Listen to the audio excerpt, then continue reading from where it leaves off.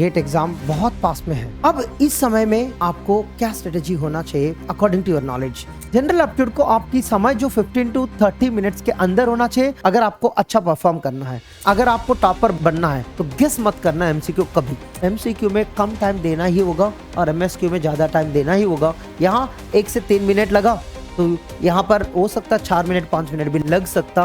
Last 20 days हमेशा आपकी knowledge को रिफ्रेश, रिकॉलिंग, रिवीजन ये करने के लिए फोकस करना। उनके लिए आपको गेट लेवल से ज्यादा मत जाना कभी भी।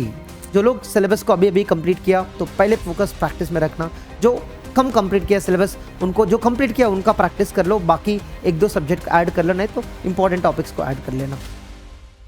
हेलो दोस्तों, आपको पता होगा गेट एग्जाम बहुत पास में है। अब आप मॉक टेस्ट अटेम्प्ट किया होगा, कुछ लोग ऐसे ही मॉक टेस्ट अभी तक अटेम्प्ट भी नहीं किया। और अब इस समय में आपको क्या स्ट्रेटेजी होना चाहिए ताकि आपको गेट एग्जाम के अंदर बहुत अच्छा मार्क्स ला सकते अकॉर्डिंग टू योर नॉलेज।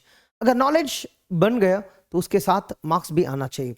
अगर नॉलेज है बट मार्क्स नहीं आ रहा है then you must build a strategy to get good marks to secure good rank. तो अब इस सेशन में ये करेंगे best tips to attempt the paper and ये टॉपर्स की गाइड है।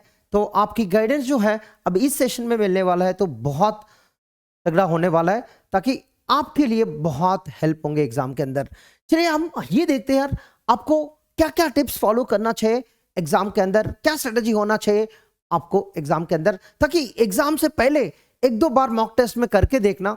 तो ये टेस्ट में, ये एग्जाम के अंदर क्या क्या होता है बेसिकली आपको पता है। 3 घंटे तो होता है बट ये 3 आवर्स के अंदर आपकी जो फोकस है बिल्कुल स्ट्रांग होना चाहिए। मतलब stay focused all the 3 hours. कभी कभी बीच में हो सकता but you come to the exam environment. यहाँ पर जो 65 क्वेश्चंस होता है तो डेफिनेटली ये 65 क्वेश्चन में कहीं ना कहीं आपको ये होता है बीच में you may stop thinking about GATE exam और you might struck in between. ये कॉमन बिहेवियर्स है तो आपको ये करना होगा, उस समय में भी कुछ स्ट्रेटेजी लगाना होगा हैंडल करने के लिए। तो सबसे पहले एग्जाम जैसे चालू होता है तो ये आपकी स्ट्रेटेजी में बहुत लोग अलग अलग स्ट्रेटेजी डालते। कुछ लोग सब्जेक्ट चूज कर लेते, कुछ लोग मार्क्स चूज कर लेते, कुछ लोग सेक्शन चूज कर लेते। आपकी स्ट्रेटेजी जो भी हो तो आप फॉलो कर लेना but do with the right strategy. तो मैं ये कहना है तो सबसे पहले ये याद रखना आपके पास 2 सेक्शंस है, जनरल एप्टीट्यूड और टेक्निकल सेक्शन।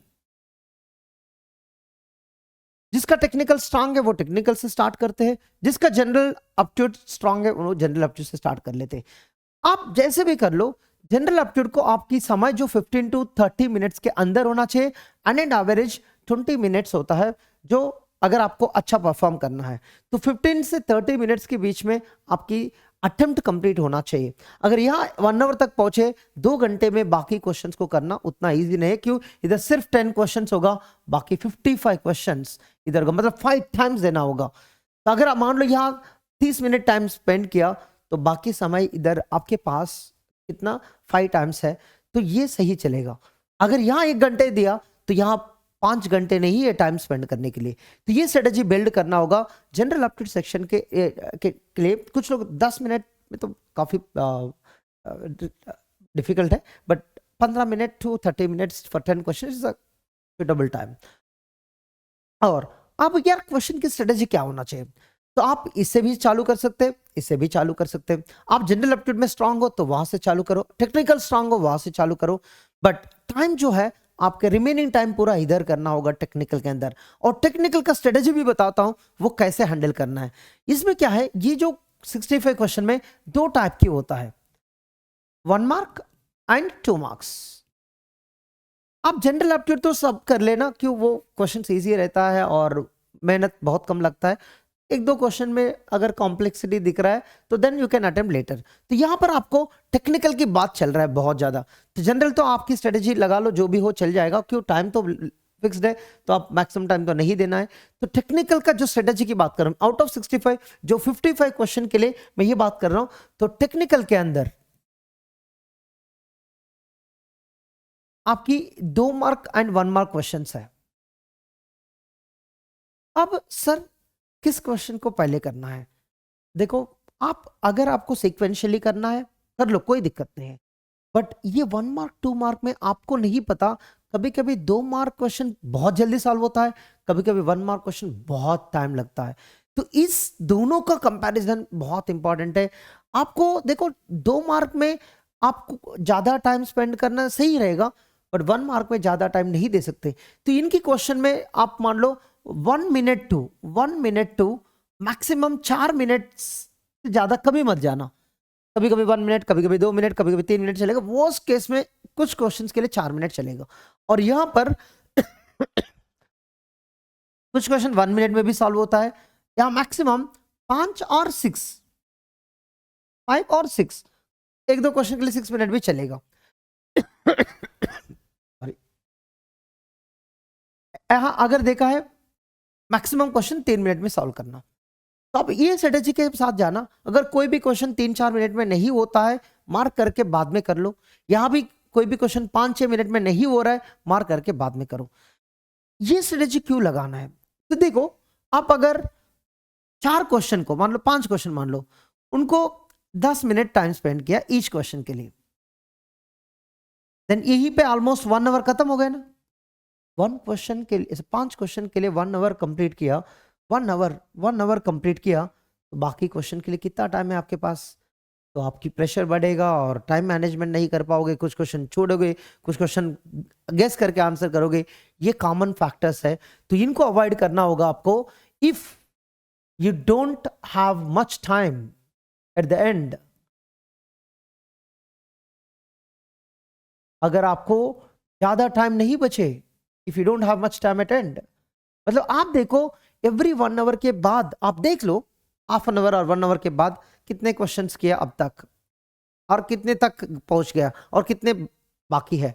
तो ओवरऑल 2 घंटे काफी है नहीं है, तो क्रॉस चेक करते रहो। नहीं तो आपके पास कुछ टाइमर है तो चालू कर लो, और हर क्वेश्चन पे चालू करते रहो, और कभी भी 4-5 क्रॉस हो रहा है तो क्रॉस चेक करके, अगर सॉल्व नहीं हो पा रहा है मार्क करके चले जाना। वहां पर कभी भी 10 मिनट नहीं पहुंचना। अगर एक क्वेश्चन में भी 10-15 मिनट टाइम दिया तो पूरा एग्जाम की इन्वायरमेंट हो डिस्टर्ब होता है। तो if you don't have much time at the end, the common factors क्या होता? You will guess lot of questions, और you don't read the question properly. Question को रीड करने का मन ही नहीं लगता, क्यों? टाइम कम है, तो यार कैसे करो, यही टेंशन होता है।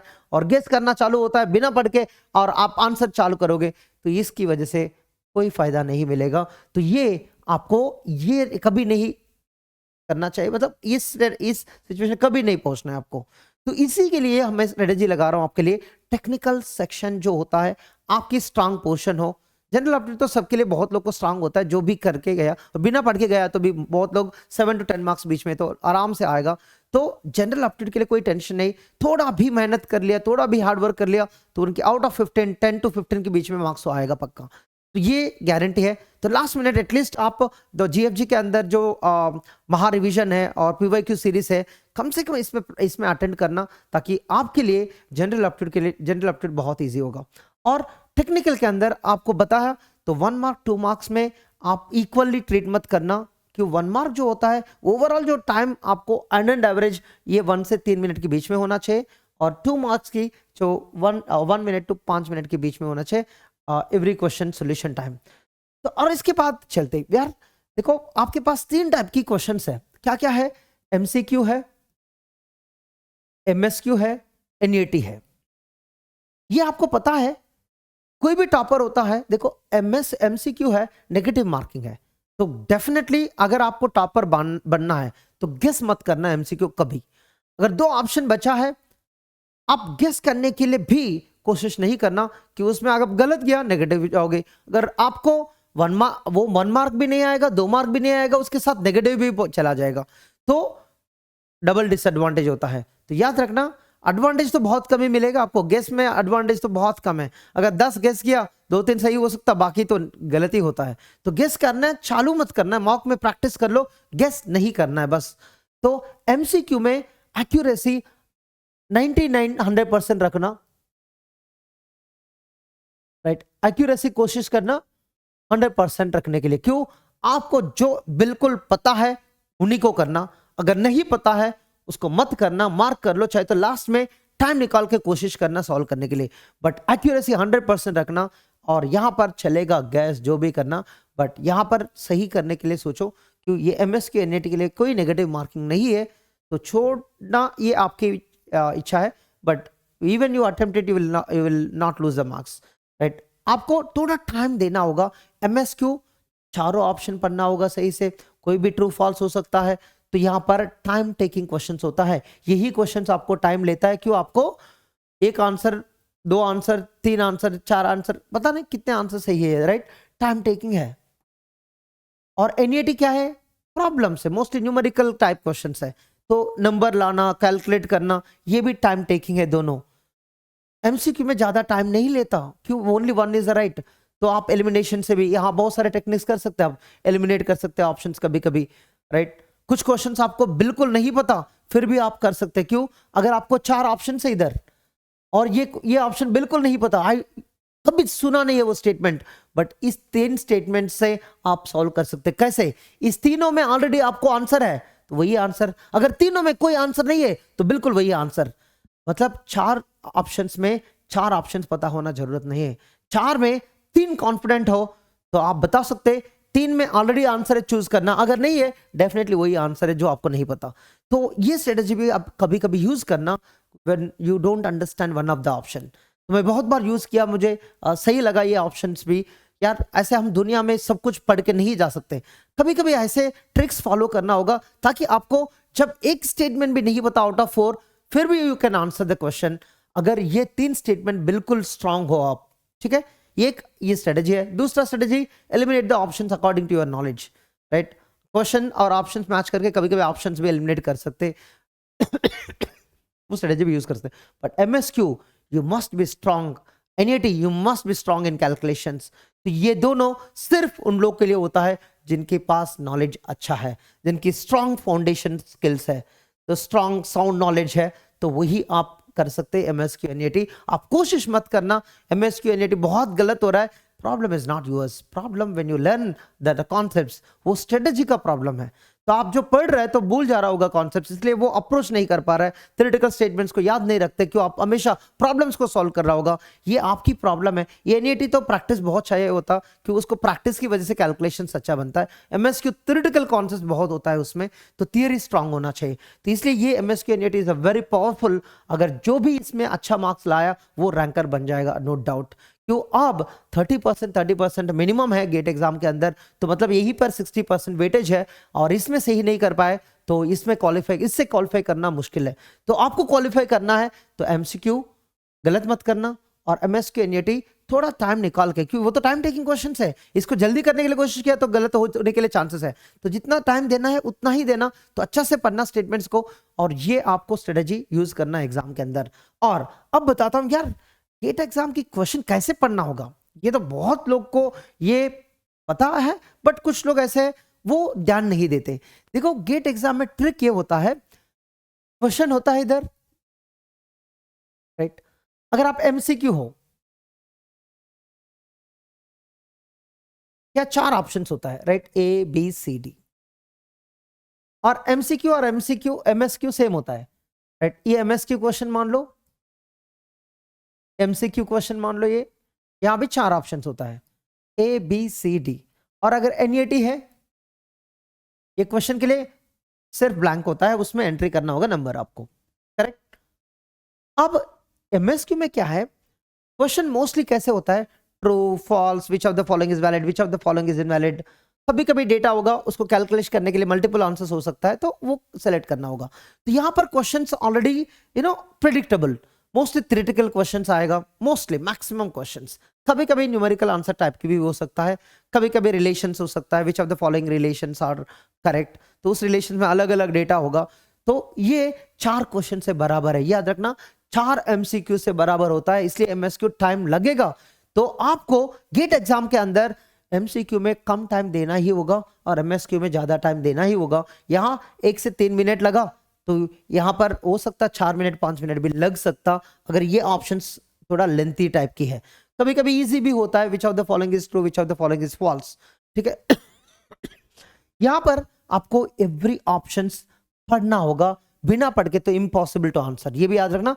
बट यहां पर अगर ये में आंसर है जो क्वेश्चन से मैच होता, चूज करना BCD नहीं पढ़ लिया तो भी चल जाता, क्यों? वो ऑलरेडी आपको पता है ये इज आंसर। तो कुछ कुछ ऑप्शन समझ नहीं आया तो भी चल जाता इसमें, बट इसमें कुछ ऑप्शन समझ नहीं आया, हो सकता वो सही है, हो सकता वो गलत है। अगर टिक किया वो गलत है तो आपको मार्क्स नहीं मिलेगा, अगर टिक नहीं किया वो सही है तो आपको मार्क्स नहीं मिलेगा। तो इससे यही प्रॉब्लम है, you need to be very good to answer this questions. तो रीड एवरी ऑप्शन केयरफुली। यहां पर हर ऑप्शन को सही मानो, हर ऑप्शन को गलत मान लो, तो आपकी कंक्लूजन से सही आंसर मिलेगा। एवरी ऑप्शन केयरफुली, ये ट्रू भी हो सकता, फॉल्स भी हो सकता, दो तरह सोचो तो एक तो कंक्लूजन मिलेगा। यहां पर आपको सही ऑप्शन के लिए ढूंढना है, जो जो गलत है उसको हटा दो, जो जो गलत है हटा दो, जो जो सही है तो ये गलत है हटा दिया, तो मान लो ये दोनों मिल गया, तो दोनों में समझ नहीं आ रहा है तो दोनों कंपेयर कर लो, दोनों कंपेयर करने से भी एक आंसर बाहर आ जाता। तो इसमें जो जो गलत लग रहा है उसको हटा दो, आपको जो नहीं पता और एक पता है, तो अगर ये कंपेयर करने के बाद समझ में आया ये गलत है तो उसको हटा दो, इसको टिक कर लो, और ये कंपेयर करने के बाद समझ में आया ये सही है तो उनको टिक कर लो। तो इसमें मैक्सिमम फोकस ये रखना है ऑप्शंस को कैसे एलिमिनेट करें। अगर वो ऑप्शंस को एलिमिनेट नहीं कर पा रहा है तो question directly provide the answer, तो वो फाइंड आउट कर लो, ठीक है। तो यहां पर रीड द डेटा और क्वेश्चन ही मदद करेगा आपको, राइट? क्या है यहां भी ऐसे होता है which of the following is true, but इसमें एक ही ट्रू होता है। अगर यही पूछा विच of the following is true, या 1 हो सकता, 2 हो सकता, ज्यादा भी हो सकता। तो ये दोनों में MCQ MSQ में डेटा सिमिलर दिखेगा बट ऑप्शन चेंज रहेगा। Question which of the following is true, which of the following is true, यहां एक ही ट्रू होगा, करेक्ट, यहां एक ही ट्रू होगा, बट यहां पर 1 और मोर ट्रू हो सकता है। तो इसलिए एवरी ऑप्शन को पढ़ना चाहिए सही से। यहाँ एक ऑप्शन समझ नहीं आया तो भी चल जाता है, बट यहाँ ऐसा नहीं, ये तो बिल्कुल क्वेश्चन में सब है, डेटा निकाल दो और डेटा से आपकी आंसर बनना चाहिए। अगर नहीं बन रहा है तो maybe you can guess 0, 100 whatever the relevant to the data, right? कभी एक बार ऐसे आया TOEIC में अंदर बाइजेक्टिव फंक्शंस की क्वेश्चन आया, तो कुछ लोग ऐसे नंबर ऑफ बाइजेक्टिव फंक्शंस करके आए, उनका सही हो गया। तो हो सकता कभी कभी ऐसे टर्मिनोलॉजी देखा है तो आपके रिलेटेड कॉन्सेप्ट है तो आप सोच के कर लेना। तो अब यहाँ पर MSQ छोड़ने की कोशिश मत करना, क्यों? इसमें नो नेगेटिव और इसमें भी नो नेगेटिव, क्यों? Already question is very complicated to choose, right? Options को चूज करना वेरी कॉम्प्लिकेटेड, तो नेगेटिव मार्किंग नहीं दिया तो सही है, आपको आइदर 0 मार्क्स आएगा, नहीं तो 1 और 2 मार्क्स आएगा according to the type of question. तो ये तो बिल्कुल 100% कॉन्फिडेंट है तभी चूज करना। अगर डाउट आ रहा है AD में एक सही है गलत है तो बेटर नॉट टू अटेम्प्ट। अगर आप गलत को टिक कर लिया तो नेगेटिव में जाओगे, ये मार्क भी नहीं आएगा और इसके अलावा नेगेटिव भी जाएगा। तो इसलिए 100% कॉन्फिडेंट है तभी ऑप्शंस को चूज करना इधर। और इधर देखो MSQ में तो कम से कम कभी कभी गेस भी कर सकते हैं आप, वो स्टेटमेंट समझने आया तो उससे मार्क्स तो लूज नहीं होगा, बट इधर नो मार्क आएगा, नहीं तो एडिशनल सही होगा तो 1 और 2 मार्क्स आएगा, तो इससे फायदा है थोड़ा। तो ये आपको स्ट्रेटेजी फॉलो करना होगा। अब होता है एग्जाम जो एनवायरनमेंट के अंदर क्वेश्चन को कैसे अटेम्प्ट करना है, कितने टाइप ऑफ सेक्शंस होगा, और 1 मार्क 2 मार्क को कैसे हैंडल करना है, MCQ MSQ NET में क्या डिफरेंस होता है आपको।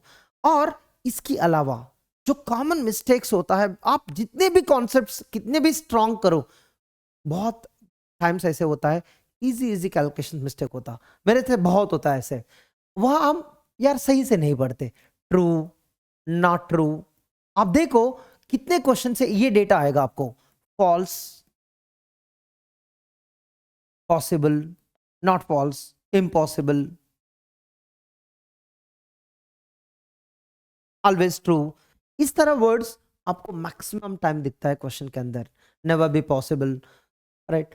तो ये क्वेश्चंस को एक बार देख ले, not false, not true, true, इसके डिफरेंसेस समझना। क्वेश्चन में ये भी कभी कभी ऐसे होता है, इससे भी आपको अगर ये समझने आया difference between false, always false, right, और true not true, always true, ये डिफरेंस तो पता होना चाहिए। ट्रू मतलब यही होता है ऑलवेज ट्रू, इसमें कोई डिफरेंस नहीं है। फॉल्स मतलब ये होता है आपको वन ऑफ द इंस्टेंस भी फॉल्स हो गया, वो स्टेटमेंट को फॉल्स मानते हैं। तो इसको अच्छे से कर लेना, दिस अ की वर्ड, राइट? तो मैं अभी ये नहीं पढ़ा रहा हूं, स्टेटमेंट के ऊपर आपको समझ में आएगा ये वर्ड्स की इंपॉर्टेंस क्या है। तो इस वर्ड्स को ध्यान देना, तो इस वर्ड्स को कभी भी देखा है, थोड़ा स्ट्रेस करना, अंडरलाइन करना चाहिए। तो आपकी पैड में आप लिखना जो स्टेटमेंट में ट्रू हमको आइडेंटिफाई करना है। तो अगर आपको ABCD ऑप्शन दिया, अगर ट्रू आइडेंटिफाई करना है तो टिक करते रहो, true true false true. Then एक और बार क्वेश्चन को देखो, ट्रू पूछा फॉल्स पूछा, क्योंकि बीच में डिस्कनेक्ट हो जाते हैं हम। तो इसमें ट्रू चूज करना है तो ये तीनों को टिक कर लो, और फॉल्स चूज करना है, सी को टिक कर लो। तो ये आपको आइडेंटिफाई करना है एग्जाम के अंदर। एक बार कभी भी किसी क्वेश्चन में ट्रू फॉल्स की क्वेश्चन आया तो एकदम आंसर चूज करने से पहले एक और बार क्रॉस चेक करना, ये ट्रू है नॉट ट्रू है, ठीक है।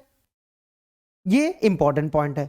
और सेकंड, हम बहुत बार ऐसे करते कैलकुलेशन मिस्टेक्स, 2+3 होता है, मैं तो बहुत बार किया, राइट, ये तो 5 होता है, बट हम जल्दी जल्दी में क्या करते हैं, हम 6 करते। तो ये थोड़ा अवॉइड करना मिस्टेक्स, एडिशन में मल्टीप्लिकेशन करना, राइट, ये कॉमन मिस्टेक्स होता है। हम एडिशन तो करना है, हमको भी पता है, but even brain will disconnect with our heart sometimes, तो उनको थोड़ा फोकस करना होगा, एफर्ट डालना होगा। इस तरह मिस्टेक्स नहीं करना चाहिए। एक दो बार क्रॉस चेक किया, मतलब जल्दी जल्दी में एक बार कर लिया तो बिना क्रॉस चेक कर लिया मिस्टेक होता, एक बार फिर क्रॉस चेक कर लो क्या किया आप, ओके 2+3 5 लिखना चाहिए था, ये नहीं था, तो रिकरेक्ट कर सकते हैं। तो पैड को आप, ये जो स्क्रिबल पैड आपको मिलता है, तो आपकी जो यूसेज है ये भी काफी इंपॉर्टेंट होता है। बहुत लोग ऐसे यूज ही नहीं करते इसको, क्यों, उनका दिमाग सोचता है यार हम, दिमाग बहुत तेज चलता है, अच्छा चलता है, यस चलता है, बट आपकी जो मिस्टेक्स होता है कभी कभी रिकरेक्ट करना होता है। तो क्वेश्चन 1 है तो 1 लगा लो, और स्टेप से कोई भी डेटा हुआ ट्रू है तो ट्रू को आइडेंटिफाई करना है, इतना लिखो, पूरा मत लिखना स्टेटमेंट, पढ़ लो सब कुछ स्क्रीन से, बट इतना लिखो। और ट्रू है, ठीक है, ए इज ट्रू और B is true, D is true, तो यहां लिख देना। देखो काफी कितना इजी लग रहा है। सी तो फॉल्स इसलिए नहीं लिखा, तो ए बी डी टिक करोगे।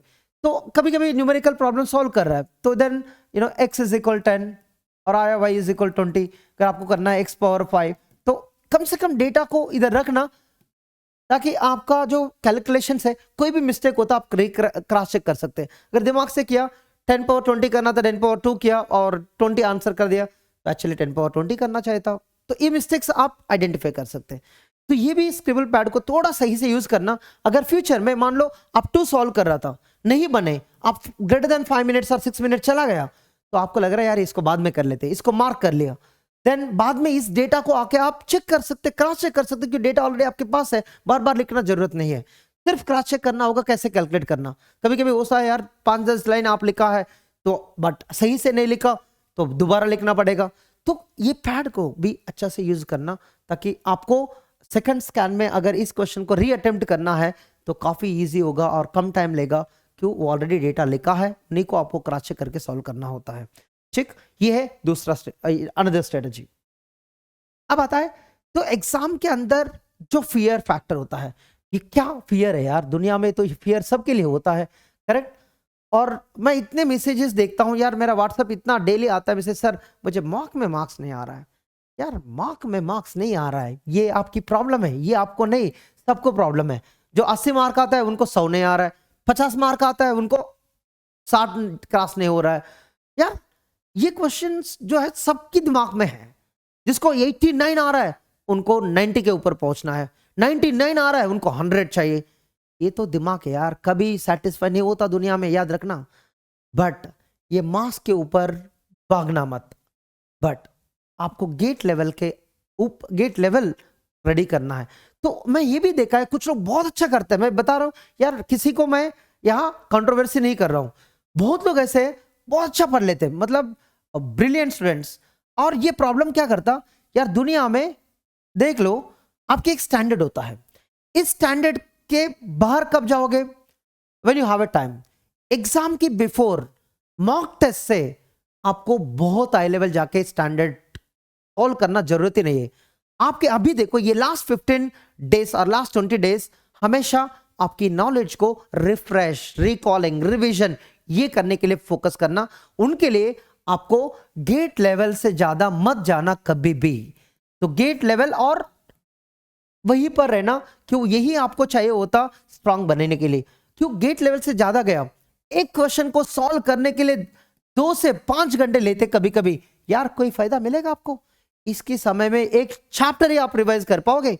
आपको वैल्यू, टाइम का वैल्यू पता है, जब पता है कभी भी एक क्वेश्चन के ऊपर 2 घंटे 1 घंटे कभी स्पेंड नहीं करोगे इस समय में, तो इस समय में लास्ट मिनट में फियर चालू होता है कुछ लोग को, वो क्वेश्चन सॉल्व नहीं कर पा रहा है, मॉक टेस्ट में कम मार्क्स आ रहा है, और मेरा सिलेबस कंप्लीट नहीं हुआ, मेरा रिवीजन नहीं हुआ, मेरा प्रैक्टिस कब कैसे करे, कंप्लीट कब कैसे करे। तो इतने सारे क्वेश्चंस की होता है, तो इनको थोड़ा अवॉइड करने के लिए आपको राइट मेंटर चाहिए होता। नॉर्मली राइट मेंटर मतलब इनको ही समझ में आता जो क्लास में आके आपको लाइव क्लास में पढ़ाते हैं, उनको कनेक्ट करना बहुत ईजी होता है, राइट। हम तो हमेशा आपकी लाइव क्लासेस पढ़ाते हैं और रिकॉर्डेड भी दिखता है, बट ये भी याद रखना आपको, जो आपके सामने आके यूट्यूब में हम तो हर दिन आते हैं, आपके सामने कनेक्ट होते हैं, क्यों, हम उस स्टैंडर्ड को देखते रहते हैं, राइट। अगर हम बैठ के हम क्वेश्चंस क्रिएट करना है यार, हमको बहुत टफ लगा सकते, बना सकते, आपको भी नहीं पता, राइट। क्वेश्चन अगर बैठ के बनाया तो वो सेमिस्टर लेवल जो फॉरेन और आईआईटी लेवल के सेमिस्टर क्वेश्चंस होता है ना, उस लेवल के स्टैंडर्ड बनेगा, बट वो नहीं करना है आपको। अब इस लेवल में आपको कॉन्सेप्ट को अच्छा से रिवाइज करना है, प्रैक्टिस करना है, और कहीं पर भी डाउट होता है, कुछ अच्छा कॉन्सेप्ट मिला है कहीं, कभी कभी यार हमेशा वही बैठ लिया तो 10 साल लगता है गेट प्रिपेयर करना, आपको पता है। बहुत लोग 1-2 साल से प्रिपेयर कर रहे हैं, उनका अभी भी कंप्लीट नहीं हुआ, क्यों, वो गलत डायरेक्शन में गलत रिसोर्स को चूज किया है, तो तब रियलाइज कर रहा है यार मैं 2 साल में भी सिलेबस को कंप्लीट नहीं कर पा रहा हूं। That's not the right. आपको ये कंप्लीट करना चाहिए यार, सिलेबस को राइट टाइम में कंप्लीट करना चाहिए, और रिवीजन प्रैक्टिस सही डायरेक्शन में जाना चाहिए, और स्टैंडर्ड भी सही होना चाहिए। तो ये आपको लास्ट मिनट में जो फियर होता है, तो फियर अलग अलग है। एक जो फियर है एग्जाम पास में है, वेरी नियर, कमिंग डेज, मतलब 10-15 दिन में एग्जाम आने वाला है, एवरीबडी विल हैव इट। आपको नहीं, जो रियली 10 साल से भी गेट प्रिपेयर कर रहा है उनको भी होता, 1 साल से प्रिपेयर कर रहा है उनको भी होता, 1 महीने से प्रिपेयर कर रहा है उनको भी होता है। ये कॉमन फैक्टर है, इसको डरना मत, ये इग्नोर कर लो यार, ये सबके लिए एग्जाम है, आपके लिए नहीं। अगर मैं भी एग्जाम लिख रहा है, मेरा लिए भी होता है, अगर मुझे गेट एग्जाम के रैंक चाहिए सपोज मान लो, तो मुझे भी फियर होता है। तो ये यार, ये तो डेट फिक्स है, तो प्लान बनाना होगा। और सेकंड जो फियर होता है यार, सिलेबस तो कंप्लीट हो गया, राइट, मान लो कंप्लीट हो गया, और प्रैक्टिस भी मान लो कंप्लीट हो गया, एक स्ट्रेटेजी बता रहा हूं, प्रैक्टिस भी कंप्लीट हो गया, और अलॉन्ग विथ रिवीजन ऑब्वियसली। अब टेस्ट, इसमें मार्क्स की दिक्कत हो रहा है यार, इसको कैसे हैंडल करना। इनको हैंडल करने के लिए इस समय में आपको राइट टेस्ट सीरीज होना चाहिए। अगर टेस्ट सीरीज अगर कोई भी टेस्ट सीरीज अच्छा नहीं लग रहा है तो मत करना अटेम्प्ट, मैं बता रहा हूं, राइट। आपको राइट मेंटरशिप यहां चाहिए होता, राइट, बाकी तो आप खुद करोगे, बट अगर आप टेस्ट सीरीज सही चूज नहीं किया, राइट, ऑफ कोर्स जीएफजी में क्या है, इंटरफेस अभी बनाया, 1 साल के अंदर काफी अच्छा रिस्पांस आया, क्वेश्चंस बहुत अच्छा है, गेट लेवल का है, तो हम यही कोशिश कर रहे हैं, हम किसी स्टूडेंट को तकलीफ नहीं कर रहा है, और अगर 65 क्वेश्चंस कर रहा है वो, उनको कम से कम 5-10 क्वेश्चन में और गेट से थोड़ा क्रॉस करके हम स्टैंडर्ड दे रहा है, ताकि उनको भी लेवल टच हो जाए, गेट में कभी भी पूछे तो आप उसको अटेम्प्ट कर पाए, बट मैक्सिमम गेट स्टैंडर्ड ही रखेंगे, ताकि आपको भी टेस्ट अटेंड करने में बहुत ईजी होता है। ऑफ कोर्स इंटरफेस हमेशा इट्स इंप्रूवमेंट नीडेड, किसी को भी, राइट।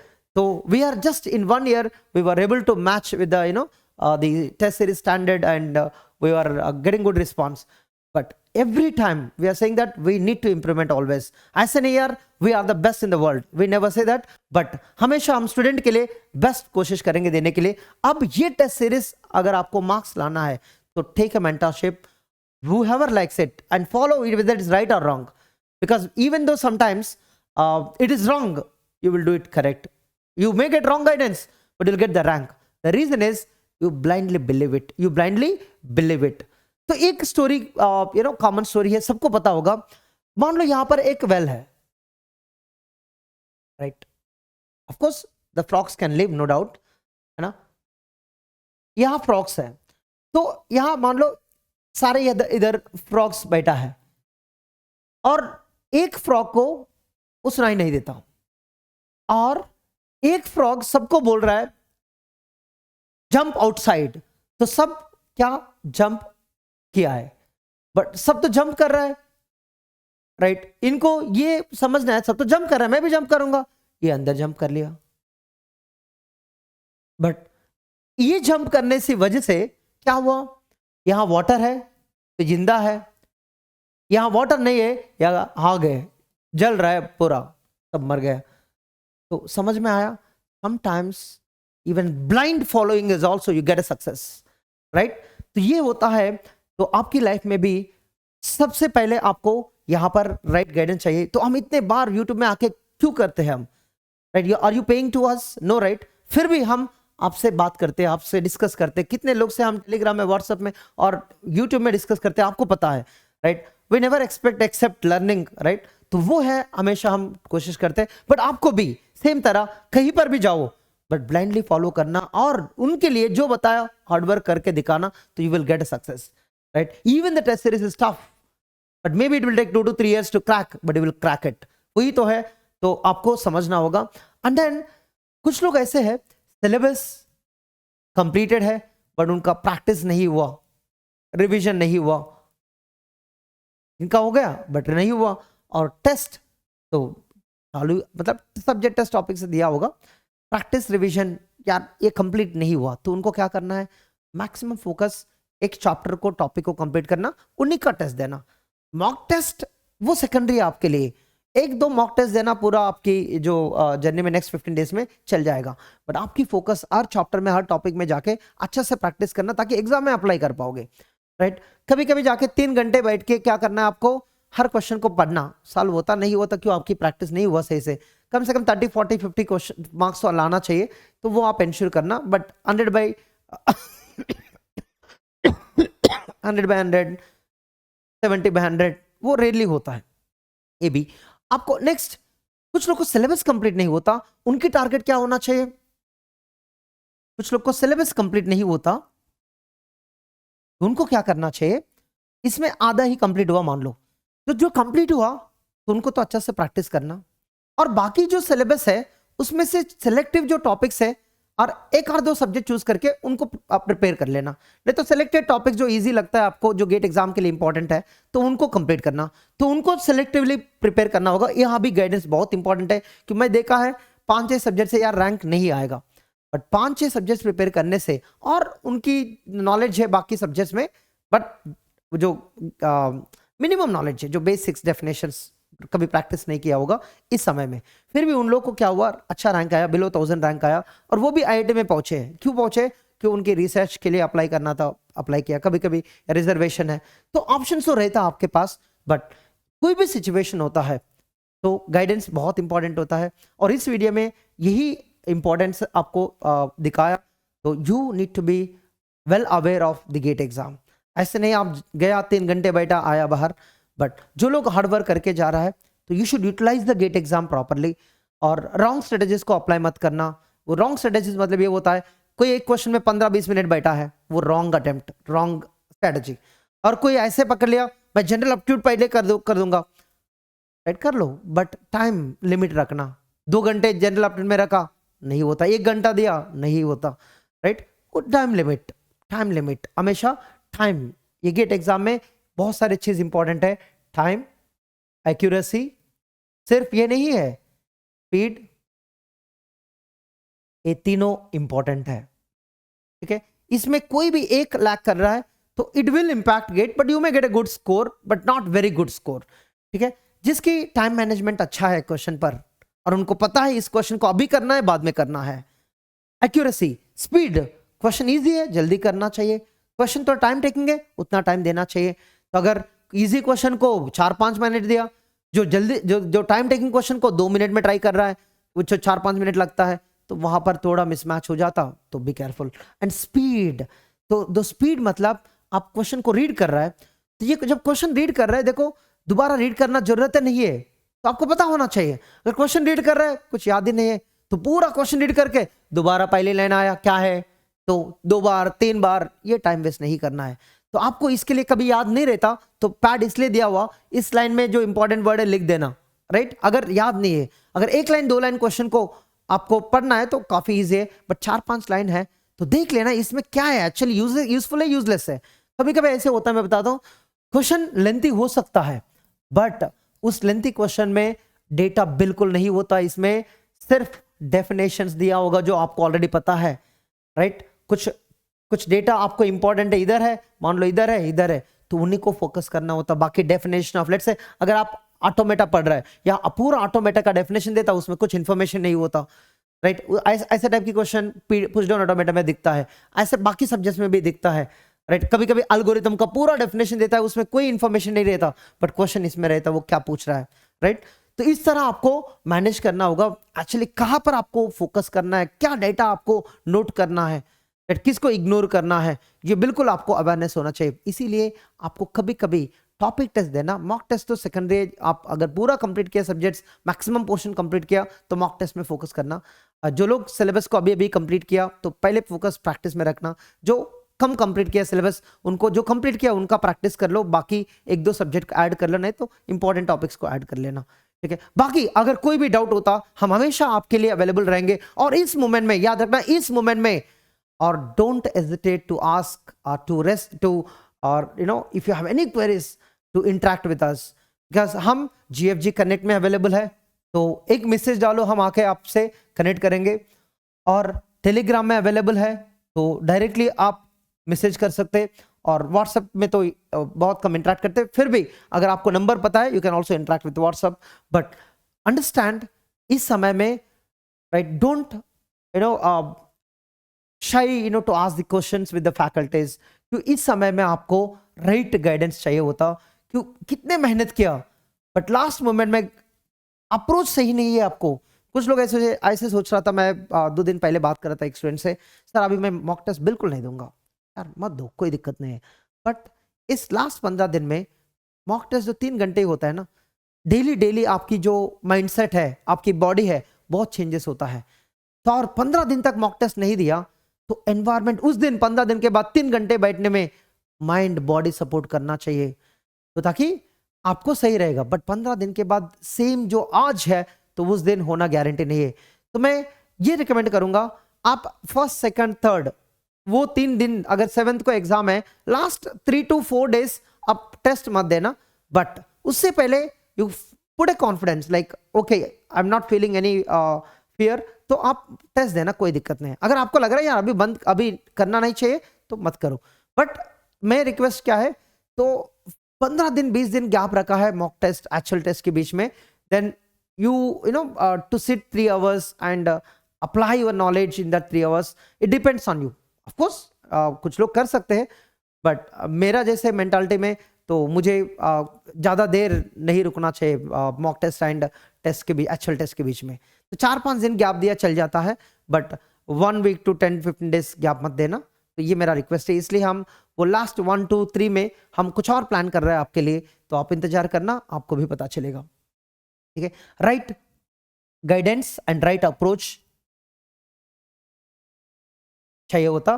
कोई भी ऐसे आपके लिए कुछ लग रहा है ये मैं सही कर रहा हूँ गलत कर रहा हूँ, please connect with us, will be there for you, and you can just one message away that is required for you. But in case if we don't reply, remember that just remind us, sir I'm waiting for your reply.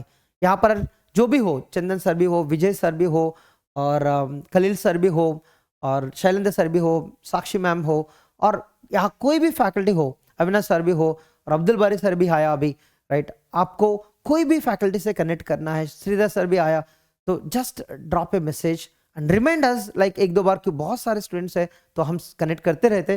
तो इस moment में और इस समय में, और gate exam से पहले और गेट एग्जाम के बाद, दोनों टाइम में आपको कनेक्ट रहना, क्यों आपको IIT जाने तक हमारा मदद जरूरत है। क्यों कभी कभी ऐसे होता आपके रैंक 1000 आया, बट आप सोच रहे हैं IIT नहीं आएगा, बट IIT आ सकता है। तो बहुत सारे ऑप्शंस होता है, कैसे अप्लाई करना है, किस प्रोग्राम में अप्लाई करना है, किस इंस्टीट्यूट में अप्लाई करना है।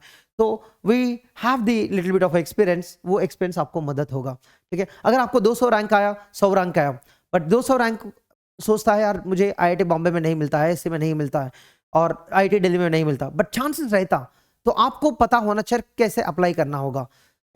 तो बेस्ड ऑन एक्सपीरियंस आपको यार कनेक्ट रहना, कनेक्ट करना बहुत इंपॉर्टेंट है, ठीक है। और all the best for your preparation. In case कोई भी क्वेरीज है, you can put comments on below this video, और you can connect with us, we will reach you to clarify your queries and doubts. Until that, Jai Hind, all the best.